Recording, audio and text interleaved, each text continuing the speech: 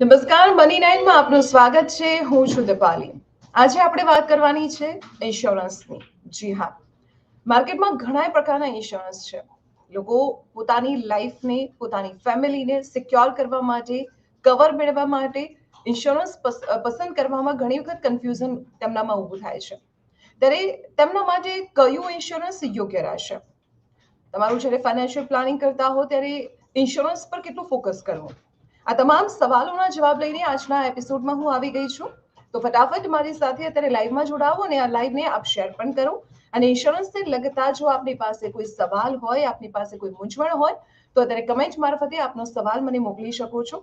આપણી સાથે certified financial planar વિશાલભાઈ શાહ પણ જોડાયેલા છે. આપના સવાલોનો જવાબ તેમની પાસેથી મેળવવાનો પ્રયત્ન કરીશું. વિશાલભાઈ, મની નાઇનમાં આપનું સ્વાગત છે.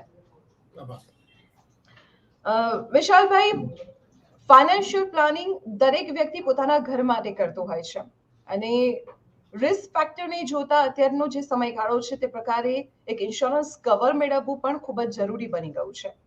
ત્યારે સૌથી પહેલા તો આપ એ જણાવો કે ફાઇનાન્શિયલ પ્લાનિંગ એટલે શું? કઈ કઈ વસ્તુને બહુ તેમાં આવરી લે? બહુ જ ઇમ્પોર્ટન્ટ ક્વેશ્ચન છે. જ્યારે આપણે રિસ્ક મેનેજમેન્ટની વાત કરીએ છીએ તો ફાઇનાન્શિયલ પ્લાનિંગ શું એ જાણવું બહુ જ જરૂરી છે. ફાઇનાન્શિયલ પ્લાનિંગ એટલે કે દીપાલી બેનની ઉંમર માની લો 30 વર્ષ છે, 75 વર્ષ સુધી જીવવાના છે. તો 30 વર્ષથી લઈને 75 વર્ષ સુધી દીપાલી બેનના જીવનમાં કયા કયા મોટા ફાઇનાન્શિયલ ગોલ આવવાના છે, એની જે તે ટાઈમની કિંમત શું હશે અને એમના માટે અત્યારે શું એમને પ્લાનિંગ કરવું જોઈએ, શું ઇન્વેસ્ટમેન્ટ કરવું જોઈએ, એને આપણે ફાઇનાન્શિયલ પ્લાનિંગ કહી શકીએ.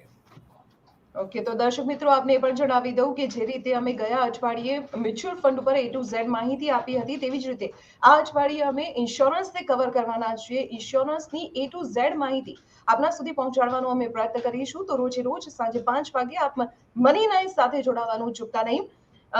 વિશાલભાઈ, આપણે ફાઇનાન્શિયલ પ્લાનિંગની તો ખૂબ જ સરળ ભાષામાં કહી શકાય કે જાણકારી આપી દીધી છે. હવે રિસ્ક મેનેજમેન્ટ પણ સમજાવી દો. રિસ્ક મેનેજમેન્ટ બહુ ઇમ્પોર્ટન્ટ વસ્તુ છે જ્યારે આપણે ફાઇનાન્શિયલ પ્લાનિંગની વાત કરીએ છીએ. જેમ મેં હમણાં દીપાલીબેન તમારો એક એક્ઝામ્પલ આપ્યું કે દીપાલીબેનના ફાઇનાન્શિયલ ગોલ છે.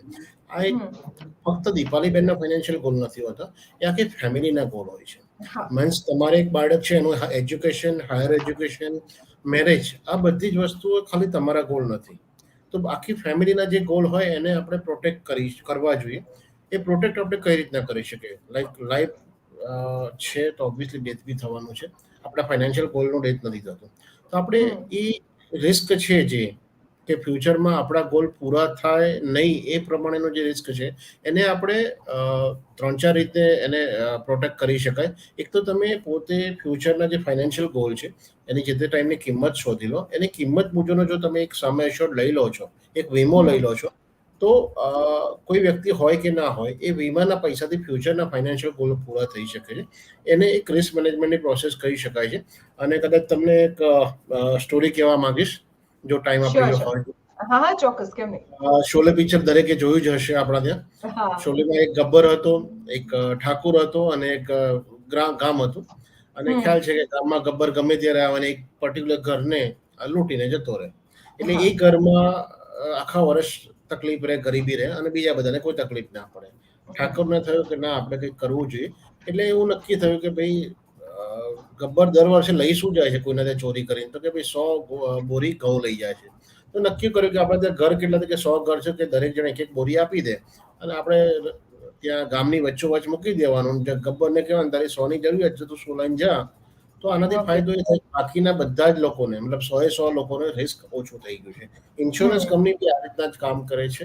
જનરલાઇઝ વાત કરીએ તો આપણે લેમન લેંગ્વેજમાં કે 1000 માણસો એક માણસની મરવાની શક્યતા હોય તો એ પ્રમાણેનું એમાં રિસ્ક લેવાની ક્ષમતા અને પ્રીમિયમ નક્કી થાય છે. જેને જે મુજબની પ્રોડક્ટ ડિઝાઇન થાય ને અલ્ટિમેટલી આપણો ગોલ, ઇન્સ્યોરન્સનો ગોલ એવો હોય છે કે આપણા ત્યાં સોસાયટીમાં, એટલે આપણી જે સોશિયલ લાઈફ છે એમાં કોઈ વ્યક્તિ ફાઇનાન્શિયલી કોઈ વ્યક્તિનું ડેથ થાય છે તો ફાઇનાન્શિયલ લોસ ના થવો જોઈએ અને એના ફ્યુચરના ફાઇનાન્શિયલ ગોલ પૂરા થવા જોઈએ. એના માટે આપણે એક ઇન્સ્યોરન્સ તરીકે પ્રોડક્ટ સારી એવી લઈ શકીએ. એટલે કોઈ વ્યક્તિની ડેથ થાય તેની તો આપણે કોઈ કિંમત નથી મેળવી શકતા, પરંતુ તેના કારણે જ્યારે પરિવાર પર કોઈ ફાઇનાન્શિયલ ક્રાઇસિસ આવે છે તો તેને કવર કરવા માટે ઇન્સ્યોરન્સ ખૂબ જ જરૂરી છે.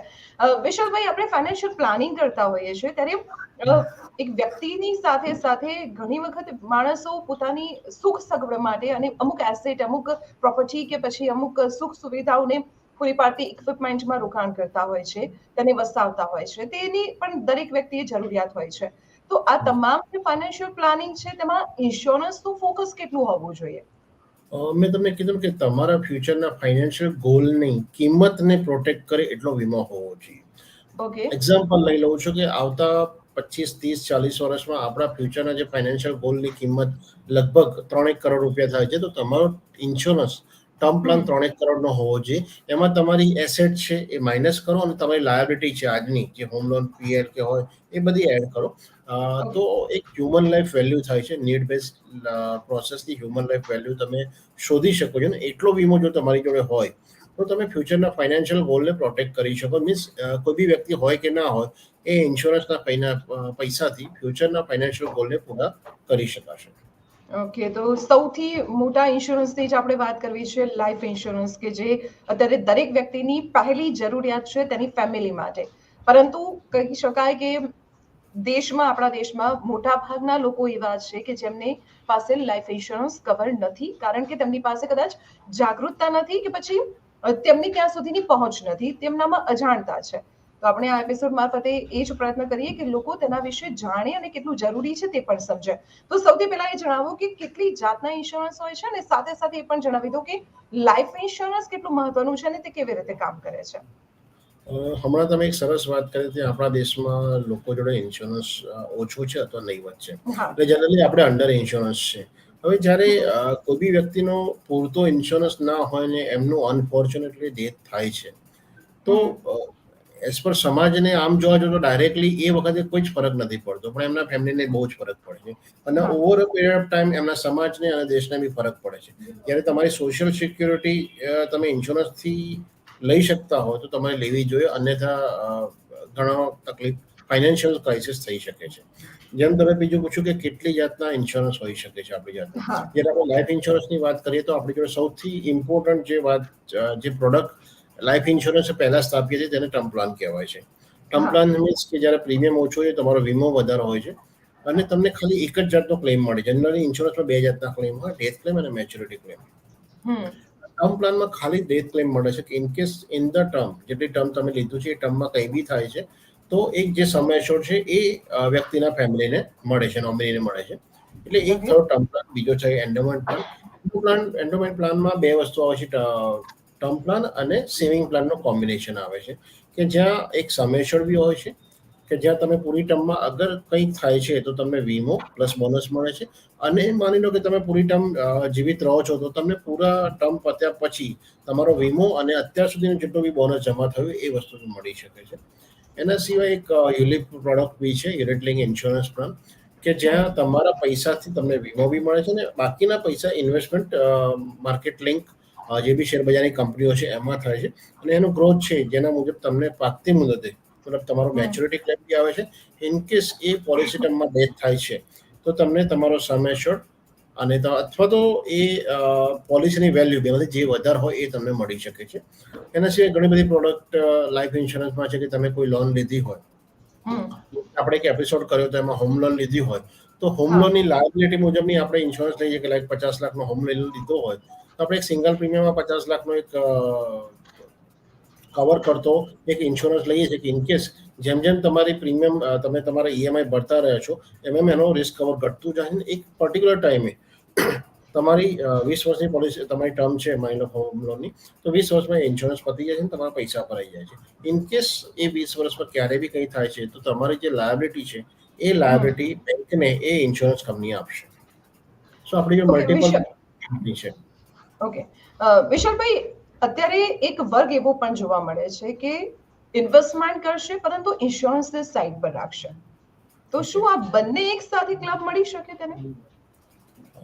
હું એવું માનું કે ઇન્સ્યોરન્સ અને ઇન્વેસ્ટમેન્ટ બે અલગ અલગ પ્રોડક્ટ છે, પણ કોઈ વ્યક્તિ ખાલી ઇન્વેસ્ટમેન્ટ કરતો અને ઇન્સ્યોરન્સ ના લેતો હોય હા. તો એ મતલબ એવા અદ્ભુત વ્યક્તિત્વ છે આપણા ત્યાં અને મળી રહેશે આપણને દર 10માંથી 5 માણસ એવા મળી રહેશે. પણ તમને એક એક્ઝામ્પલ આપું કે જ્યારે આપણે કોઈ બી કાર લઈએ લાઈક 20 લાખની કોઈ હાઈ એન્ડ કાર આપણે લીધી તો એ કાર શોરૂમની બહાર ઇન્સ્યોરન્સ વગર નીકળતી નથી અને આપણે લઈએ છીએ કમ્પલસરી લઈએ છીએ કારણ કે ગવર્મેન્ટે રૂલ્સ બનાવ્યો છે કે તમારી કાર શોરૂમમાં ઇન્સ્યોરન્સ વગર ના નીકળે અને આપણે એનો પ્રીમિયમ બી ભરીએ છીએ. બટ અગેન કાર આપણને વાલી છે કે નથી વાલી, આપણે એનો ઇન્સ્યોરન્સ લઈએ છીએ પણ આપણા ફેમિલીના ફ્યુચરનો ફિનાન્શિયલ આપણને વધારે વાલા હોવો જોઈએ પણ છતાં બી આપણે એનું રિસ્ક લઈએ છીએ જે ના લેવું જોઈએ.